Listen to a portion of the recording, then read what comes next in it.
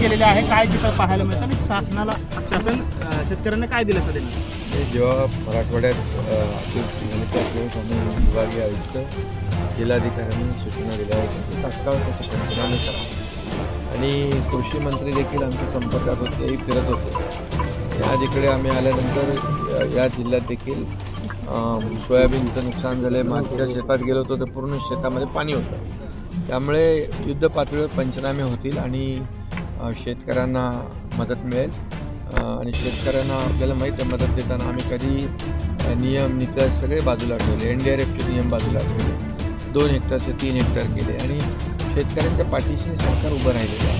आणि म्हणून यावेळेस देखील चांगली पिकं हातातोंडाशी आलेली पावसामुळे अतिवृष्टीमुळे याचं नुकसान झालेलं आहे. त्यामुळे शेतकऱ्यांच्या मागे सरकार पूर्ण ताकदीने उभं राहील.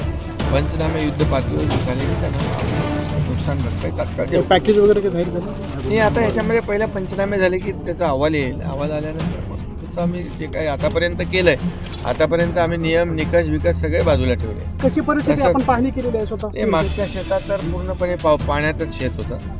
हे तर शेंगा आल्यात, पण हे शेंगा आता काय उपयोगाच्या नाही आहे.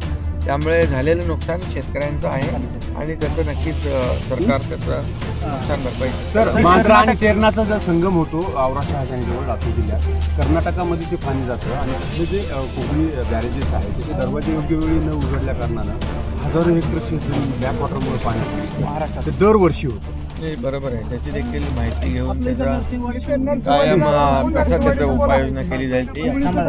पण आता सध्या शेतकऱ्याच्या मागं उभं राहणं हे गरजेचं आहे आणि सरकार आतापर्यंत जशी सरकारने मदत केली शेतकऱ्याला तशी मदत करेल. सर, मुख्यमंत्री मोदयांनी मदत करण्याचा निर्णय त्यात ऑलरेडी जाहीर केलेला आहे आणि पंचनामे लवकर करून, कारण आपल्याला एकूण नुकसान किती याची माहिती घेतल्यावरच बाकीचे काही गोष्टी करता येतात, ते अतिशय वेगाने होईल. आम्ही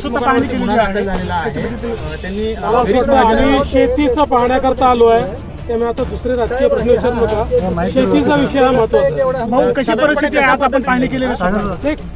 जसं CM साहेबांनी सांगितलं की पाण्याने मोठं नुकसान झालं आणि विशेषतः सोयाबीनचं मोठं नुकसान झालं.